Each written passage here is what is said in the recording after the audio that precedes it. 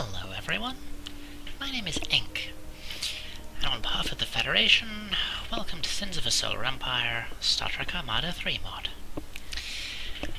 So, what did any of that mean? I'm going to assume that you know at least the basics of Star Trek, because if you don't, then it's probably a good question as to why you're watching this. But Sins of a Solar Empire is a large-scale space real-time strategy game, and it has a number of very interesting mods, which I'm going to be playing as part of this series. First up, we have Star Trek Armada 3, which is one of the best, and, well, you can guess the theme. So we're going to be playing a theoretical scenario where, as the Federation, the solar system has run into some problems. We have both a Cardassian, or possibly Dominion, as I'll explain later, and a Borg incursion going on simultaneously. Let's see who's going to come out on top. And here we go. So, the first thing we're going to have to do with apparently we're starting on Jupiter, which in this map is not, in fact, a gas giant.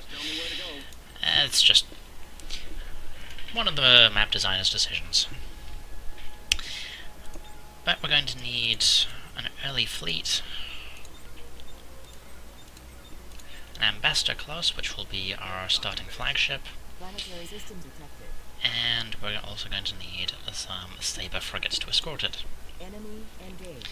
Let's take a look at what we have immediately around here. Okay, we've got the moon of Io, which apparently is being occupied by the Talarians. Suspension of disbelief, please. So, I'm going to be assuming that you don't know much about about Star Trek Armada 3 or Sins of a Solar Empire. So, if I'm explaining a little too much for you, then just work with me. Give the word. First of all, we're going to need some research stations.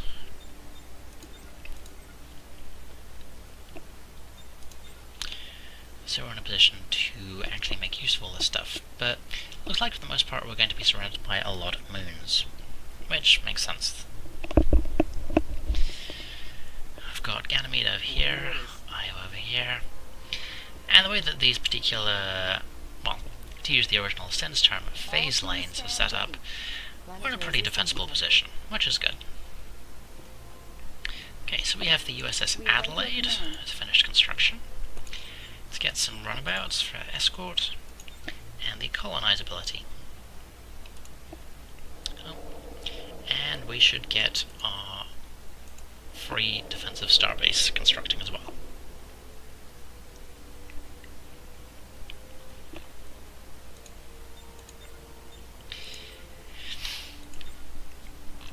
Alrighty. So, yep, we have Europa over there, which is also the end of a chain. Bring up local star charts. I'm not sure why you're going over there. Bring up local star charts. Station. The auto-explore command can be a little weird sometimes. Standing by. Okay, we have most of our sabers done, which should be more than enough to deal with the first fleet that we'll have to face. So let's send them over here to claim Io.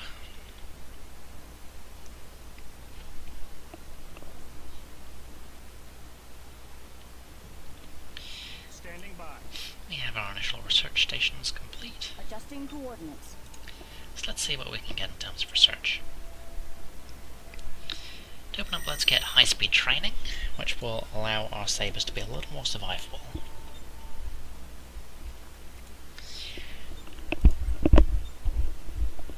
In terms of other research, we have a number of defensive satellites which we can build. Up here we have probably the most important research at the moment, though, interstellar commerce, which will unlock trading stations. And there are three resources when it comes to this particular game. We have credits over here, which you get as tax income from planets.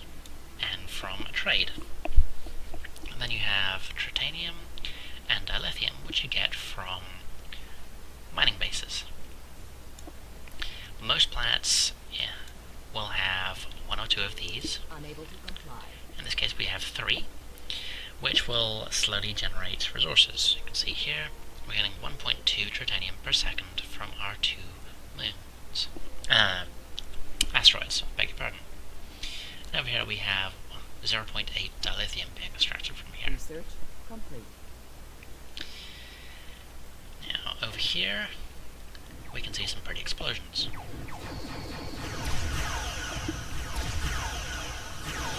As you can see, this frigate is not doing too well against our fleet.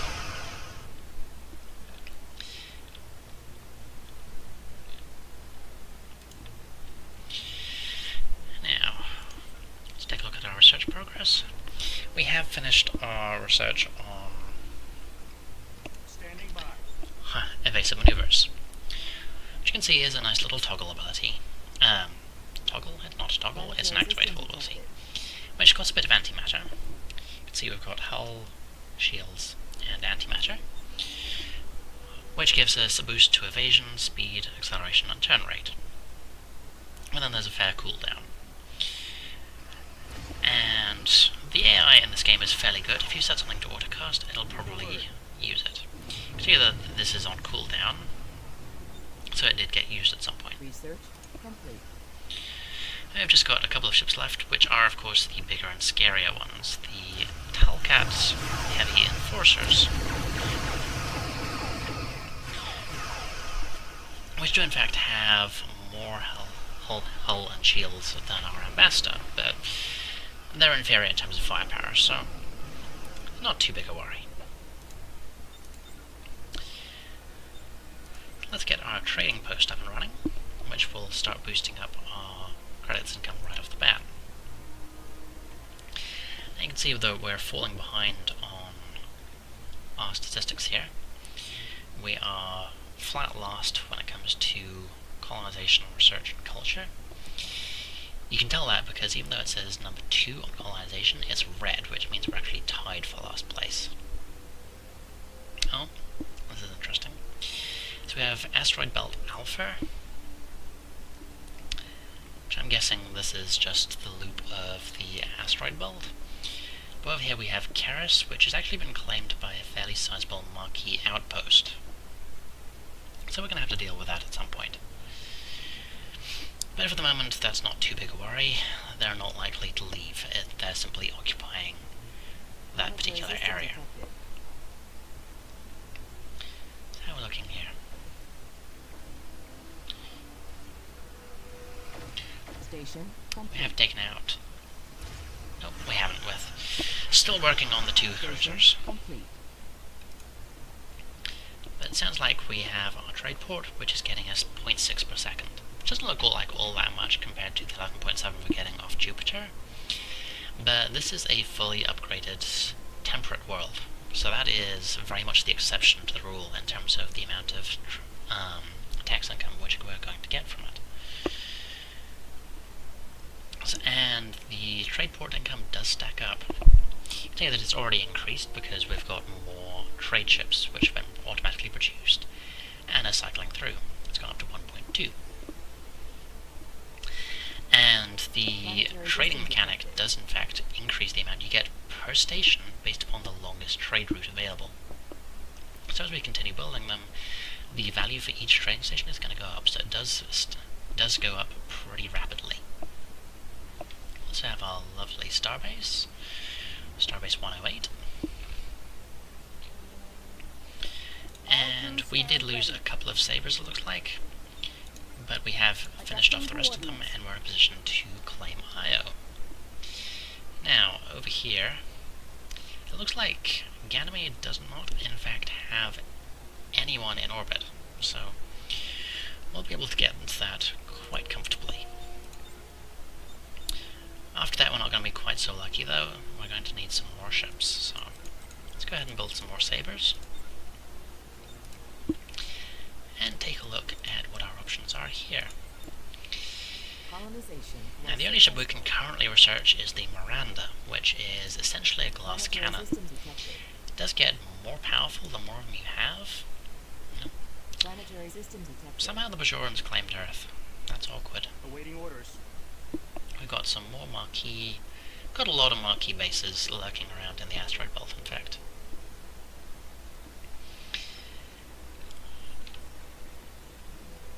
Then we have our first colonized world. So we're going to upgrade the civic infrastructure, which will remove the underdevelopment rate. You can see that's currently actually costing us income. Getting these reduces the underdevelopment rate and increases the population. And population, of course, is what gets us credits. We also need to build our dilating research bases. All crews stand ready. We'll also have our first look at the enemy. We have a scout cube. Now, not to worry, these aren't nearly as scary as they might have been in the series. This is just a scouting unit. It's very tough. As you can see, 3,800 hull. Doesn't have any shields. Borg do not have shields, which is one of the few nice things about them.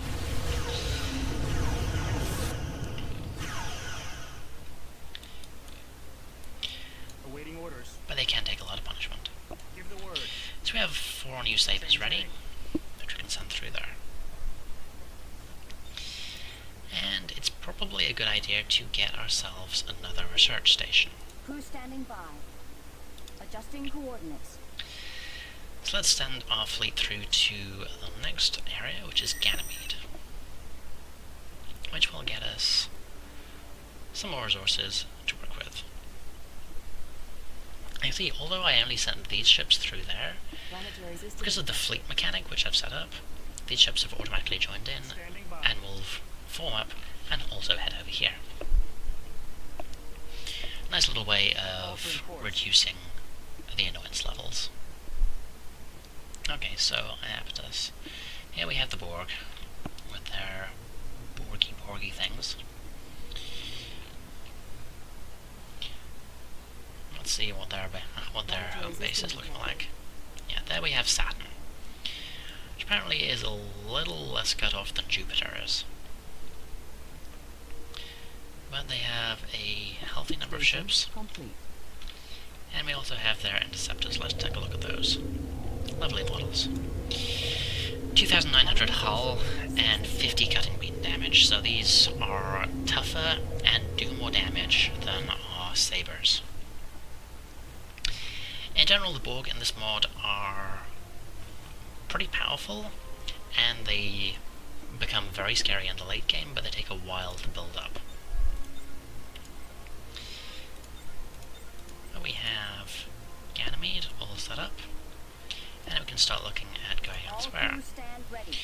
So we have some more sabers to work with, and our ambassador is looking healthy, so let's go ahead and try and claim Europa. You can see that this has a cruiser and 3 frigates there, which I believe are Tholian, so we're going to have to be careful with those. Tholians are not the scariest NPCs by any means, but they're going to be a bit tougher than the ones that we fought off here. Now, we were going to look at getting another station. Let's get another military station so we can get some new ships available. Adjusting coordinates. Still have no sign of the Cardassians, or possibly the Dominion. The interesting thing about playing Cardassians in this mod is that partway through the tech tree you can choose whether to play as the Cardassian Union or as the Dominion, which will completely change the ships which you have available. Planetary system detected. The Dominion gets all of theirs. Oh, yep. Tholian Web.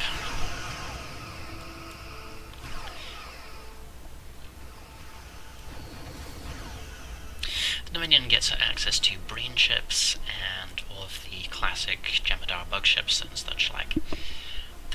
Whereas the Cardassians get heavy cruisers and other vessels which the Dominion don't get. Which leads to a very distinctive playstyle and gives you a lot of flexibility if you're playing that faction, which I will show you at some point.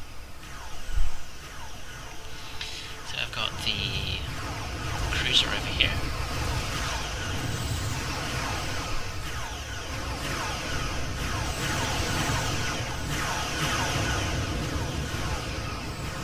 And you can see we lost a saber, I believe. Oh no, that was as one of their ships. So our fleet's still intact for now.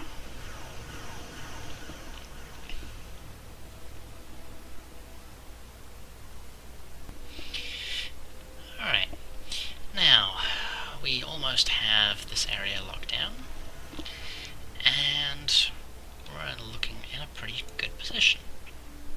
We should probably start getting some stations up around these places. First up, let's look at getting some more trading stations, so we can start getting those trade routes going.